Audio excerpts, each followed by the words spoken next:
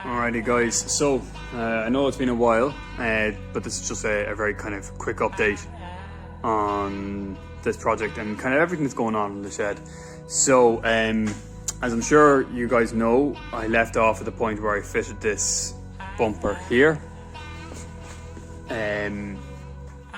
with the new intercoolers in place but not piped in.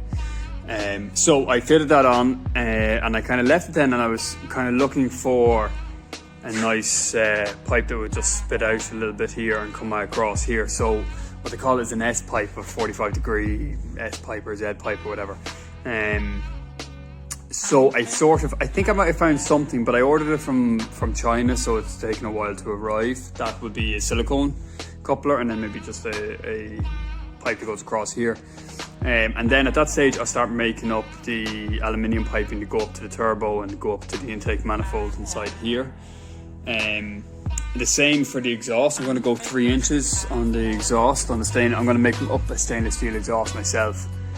So that's going to be a 3-inch stainless steel exhaust I'm going to make up myself. So the aim is I'm going to get myself a TIG. I'm going to get myself a TIG that does AC and DC. That's the current idea anyway. So that'll be a bit of expensive, so I sort of have to save up a bit of money to do that. But the aim is that I can do aluminium with the AC part, and then the DC part I can do my stainless steel exhaust, so I can actually weld up my intercooler pipe work. I can do the exhaust, the 3-inch exhaust. And my current intention, I'm going to see if it's necessary. I might actually have to make the exhaust downpipe, because it's so tight. I might have to make that out of ply cuts, which I'm sure, considering I'm coming to it straight for it's kind of first time doing anything like that, I'm sure that will be a major challenge to take into. But look, this is the idea of all these kind of things, is to challenge yourself and do something you haven't done before. So I'm going to kind of dig into the challenge. A couple of other things. I did get a splitter for going across here that I thought would be nice. It was a Golf Mark 3 or Mark 2 or Mark 3 Golf one. It was way too big, massively. It was kind of in your face big. I didn't really like it, so I have looked online, and actually people use the Astra ones as well. So they use ones off a Astra G, or one guy did anyway, and I kind of really like to look at that. So I'm going to look for an Astra G splitter. It's a much narrower job. It looked a lot better, really.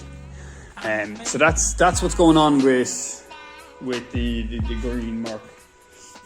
So in the meantime, I've been working flat out in the shed. So I had, and you might have seen in the background of the videos, a CLK W209. I had that in here, and I had to do all the suspension arms on that.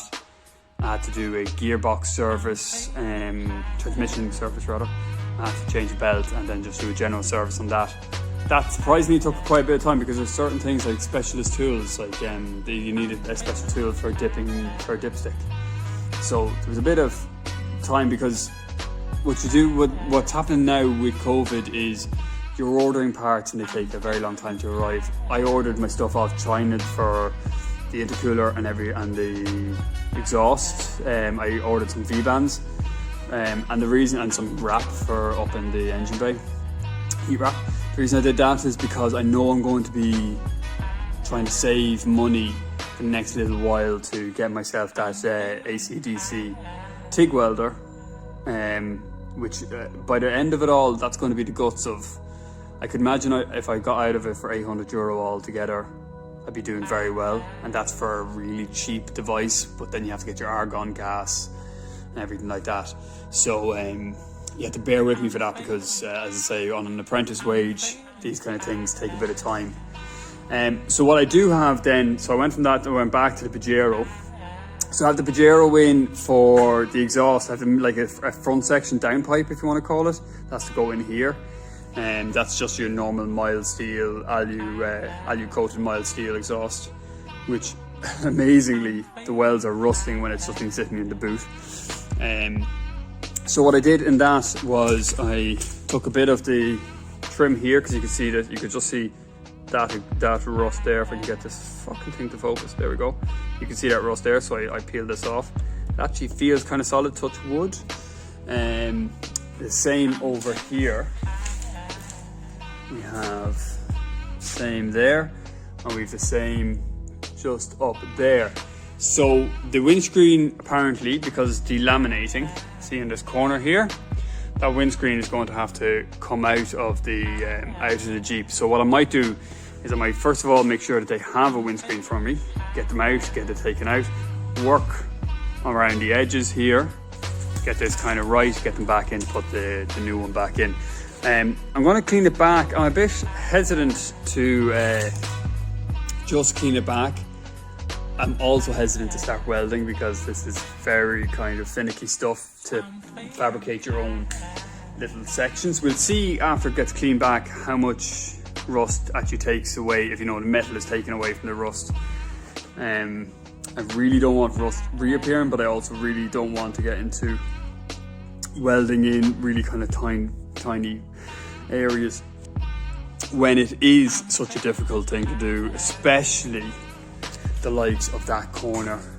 We have a compound curve and different angles. I don't know if you're really seeing that, you know, and I know there's a little hole there already because I hit it with a screwdriver just to see. The Pajero is, I actually love the Pajero. It's my favorite, one of my favorite vehicles that I've had. Because it is, although you've seen it a few times in the videos, it is relatively reliable. The boot, or sorry, the front bumper back here is rusted. That's going to be a difficult thing to find. That might not get done on this because, as you can see, if I give that a little hit, that would be fine. And behind it is the only part that's actually rusting, which bolts on and off.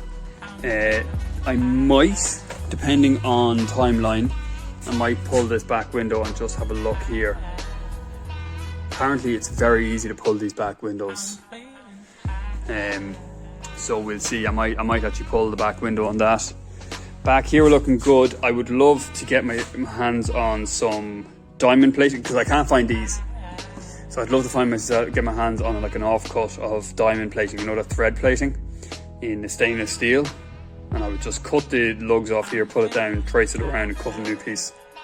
And just re-bolt in new pieces of those thread plates. I don't really like the look of thread plate, but I can't find out, like, what else can I use that would be stainless steel that would have some kind of gripping going on like that.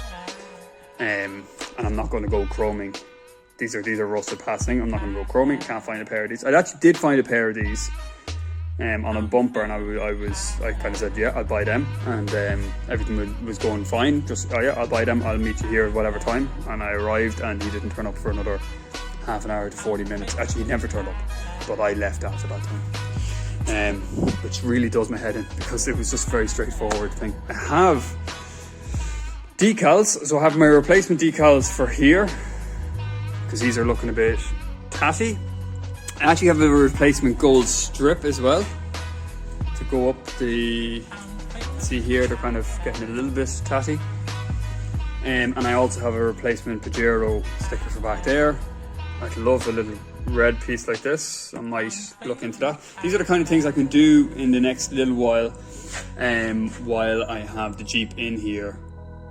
I don't want to go mad, but I also don't want, like, I'm going to be waiting on a part in the post for this anyway, so I kind of want to get as much as I could get done in that amount of time. I have new strips for this rubber here because this is all kind of flaked away and then it's not sitting right here and everything.